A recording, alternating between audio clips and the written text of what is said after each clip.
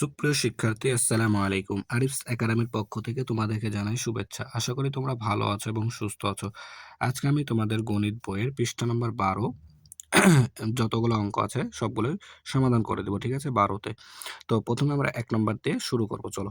তাহলে দেখো ১ নম্বর বলছে নিচের সংখ্যাগুলোকে বৃহত্তর থেকে ক্ষুদ্রতর ও ক্ষুদ্রতর থেকে বৃহত্তর ক্রমে সাজিয়ে চিহ্ন দ্বারা প্রকাশ করি। ঠিক আছে? তো দেখো, খুব বৃহত্তর অর্থাৎ বড় বড় এবং থেকে ক্ষুদ্রতর অর্থাৎ ছোট, তাহলে বড় থেকে ছোট এবং ছোট থেকে বড় ক্রমে সাজিয়ে চিহ্ন দ্বারা প্রকাশ করতে হবে। ঠিক আছে? তো দেখো, তাহলে আমরা এটা সমাধান করি তাহলে, তাই না? তো দেখো, এখানে আমরা প্রথমে লিখে নিব যে সমাধান।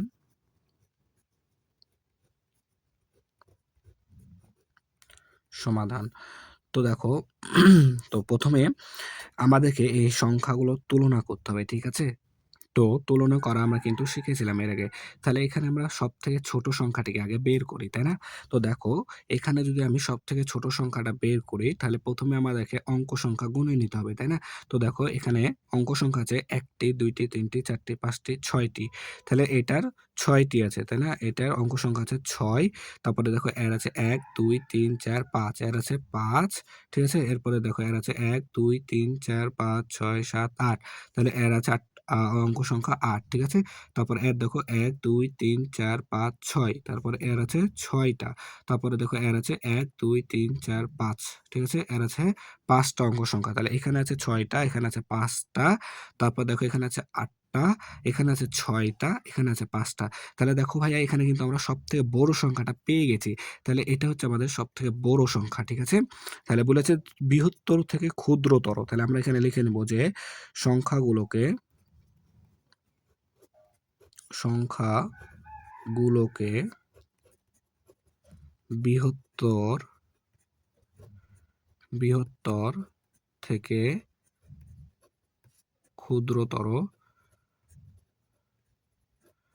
ক্ষুদ্রতর সাজিয়ে পাই। সাজিয়ে পাই। ঠিক আছে? তো দেখো, সবথেকে বড় সংখ্যাটাকে আমরা কিন্তু পেয়ে গেছি, তাই না? কত? ৬। তারপর দেখো ৪, ৭, তারপর ১২, ৯৩, ৫। সবথেকে বড় কিন্তু এই, তাই না? তাহলে বড়র দিকে হা করে থাকবে চিহ্নটা, তাই না? তাহলে এটা আমরা লিখে নিলাম। এরপরে দেখো, এরপরে কে সবথেকে বড় আছে? দেখো, এই আর এটার মধ্যে কিন্তু ৫ টা করে অঙ্ক সংখ্যা আছে, তাই না? তাহলে এটা এই ২ টার মধ্যে ছোট হবে। তাহলে দেখো, এখানে আছে ৬ টা, এখানেও আছে ৬ টা, তাই না? তাহলে এই ২ টার মধ্যে যেকোনো একটা এরপরে বসবে। তার কারণ এবার আমরা কি করব? যেহেতু অঙ্ক সংখ্যার সমান, তাহলে তাদের স্থানের মানটা মিলাবো। তো দেখো, এখানে প্রথমেই আছে ৭ আর এখানে আছে ৩। তাহলে দেখো ভাইয়া, ৩ এর থেকে কিন্তু ৭ বড়। তাই এই সংখ্যাটি আমাদের বড় হবে, তাই না? তাহলে এরপরে আমরা এটা লিখে দেব, ৭৬, ৩৯, ৮১, তাই না? তারপরে দেখো, এখানেও যেহেতু ৬ আছে, তাহলে এটা হবে এরপরে, তাহলে এটা হবে তাহলে ৩৫, ৪৭, ১২, তাই না? এরপর দেখো, তাহলে এটারও কাজ শেষ। হুম, এটারও কাজ শেষ আমাদের। খুব সহজ কিন্তু। এরপর দেখো, এখানে আছে ৫ টা, এখানেও ৫ টা আছে। তাহলে আমরা এদের স্থানের মানের তুলনা করব, তাই না? তো দেখো ভাইয়া, প্রথমে এটার আছে ৫ টা, ৫। এখানে আছে প্রথমে ৫, কিন্তু এখানে দেখো আছে ৯, তাই না? তাহলে দেখো, ৯, যেহেতু ৯ ৫ এর থেকে বড়, তাই এটা বড় হবে, তাই না? তাহলে প্রথমে বড় সংখ্যাটা আমাদেরকে লিখতে হবে। তার কারণ কি, আমরা বৃহত্তর থেকে ক্ষুদ্রতর সাজাচ্ছি। তাহলে ৯, ৮, ৭, ৬, ৭, তাই না? এরপরে কে বসবে? এরপরে ৫ যে বাকি আছে বসে দেবে। তাহলে ৫৭, ২৯, ১, তাই না? তাহলে আমাদের বসে গেল। তাহলে দেখো, আমরা খুব সহজে কিন্তু সমাধানটা করে নিতে পারলাম, তাই না? তো দেখো, এবার আরেকটা প্রশ্ন বলেছে কি, ক্ষুদ্রতর থেকে বৃহত্তর। অর্থাৎ ভাইয়া দেখো, আমরা যদি এই সংখ্যাটাকে উল্টায় লিখি, তাহলে কিন্তু আমাদের উত্তর হয়ে যাবে। ঠিক আছে? তো দেখো, আমরা এখন লিখবো যে সংখ্যাগুলোকে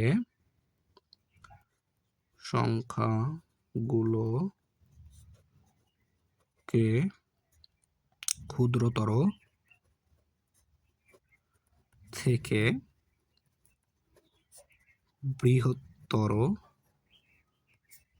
সাজিয়ে পাই। ঠিক আছে? সাজিয়ে পাই, ঠিক আছে?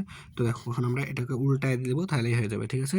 দেখো প্রথমে আসবে ৫, ঠিক আছে? ৫ মানে ৫৭, ২৯, ১। তারপরে আসবে কে উল্টায় দেবো খালি, তাই না? তাহলে আমাদের হয়ে যাবে ৮৮, ৭৬, ৭। তারপরে আসবে ৩৫, ৪৭, ১২। তারপরে আসবে ৭৬, ৩৯, ৮১। এরপরে আসবে ৬৪, ৬৪, ৭১, ৬৪, ৭১, ২৯, ২৯, ৩৫। ঠিক আছে? তাহলে আমাদের কিন্তু হয়ে গেল, ঠিক আছে? ক্ষুদ্রতর তাহলে বৃহত্তর থেকে ক্ষুদ্রতর এবং ক্ষুদ্রতর থেকে বৃহত্তর ক্রমে সাজানো আমাদের হয়ে গেল, ঠিক আছে? এটাই আমাদের উত্তর, ঠিক আছে? এরপরে আরো একটি অঙ্ক আছে সেটা সমাধান করব। তো দেখো তাহলে ৪ নাম্বারটা এখানে ১টা, ২টা, ৩টা, ৪টা, ৫টা সংখ্যা দেওয়া আছে, ঠিক আছে? তো বলেছে ক নাম্বারে সংখ্যাগুলোর মধ্যে কোনটি বৃহত্তম, সংখ্যাগুলোর মধ্যে কোনটি ক্ষুদ্রতম সেটাই নির্ণয় করতে হবে, যেটা আমরা এখনই নির্ণয় করলাম, তাই না? তো দেখো তাহলে এটা আমরা সমাধান করব, তাই না?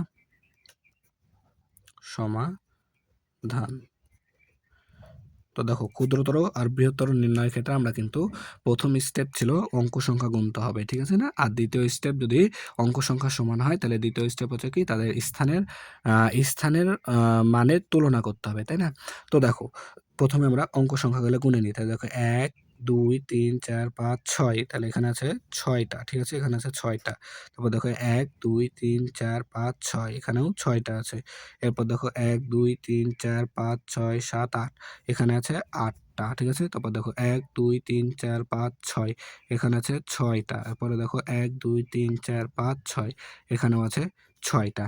তো দেখো এখানেও আছে ৬টা, এটাতেও আছে ৬টা, এটাতেও আছে ৬টা অঙ্ক, এখানেও আছে ৬টা অঙ্ক, ঠিক আছে? দেখো শুধুমাত্র এই একটিতে আছে ৮টি অঙ্ক, তাহলে সবথেকে বড় কিন্তু এই, তাই না? তো আমরা এখানে এখন দেখো খুব সহজে কিন্তু আমরা বড়টাকে নির্ণয় করে নিতে পারলাম, ঠিক আছে? তো দেখো সংখ্যাগুলোর মধ্যে এখন বৃহত্তম, তো আমরা লিখে নেব এখন ক নাম্বার, তাই না? ক নাম্বার। তো সংখ্যাগুলোর মধ্যে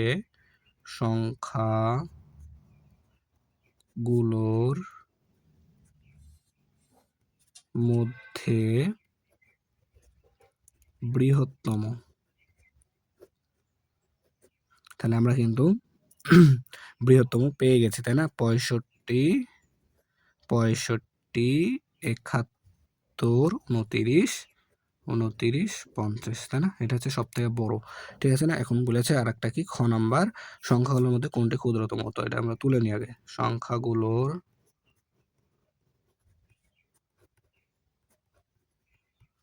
মধ্যে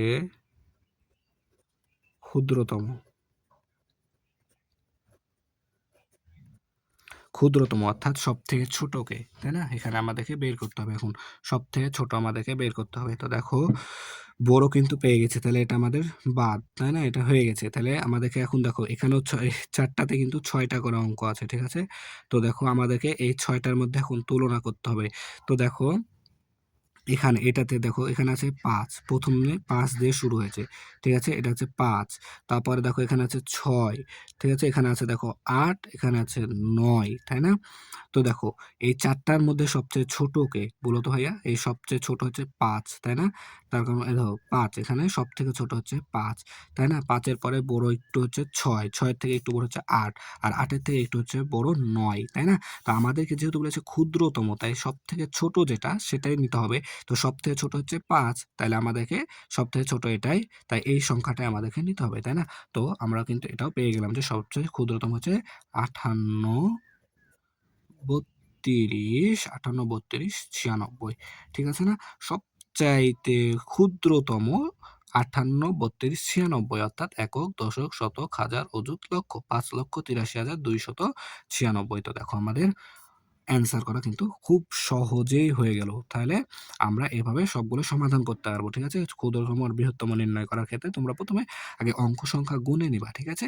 যদি অঙ্ক সংখ্যা সমান হয় তখন তাদের প্রত্যেকটির সংখ্যার স্থানের মানের তুলনা করবা, তাহলে খুব সহজে কিন্তু তোমরা ক্ষুদ্রতম ও বৃহত্তম সংখ্যা নির্ণয় করতে পারবা। তো এটাই আমাদের উত্তর। আশা করি বুঝতে পেরেছো। তাহলে আজকে এ পর্যন্তই। ভিডিওটি ভালো লাগলে অবশ্যই লাইক, কমেন্ট, শেয়ার করতে ভুলবে না এবং পরবর্তী ভিডিও সবার আগে পেতে আমাদের চ্যানেলটি সাবস্ক্রাইব করে রাখো। আল্লাহ হাফেজ। আসসালামু আলাইকুম ওয়া রাহমাতুল্লাহ।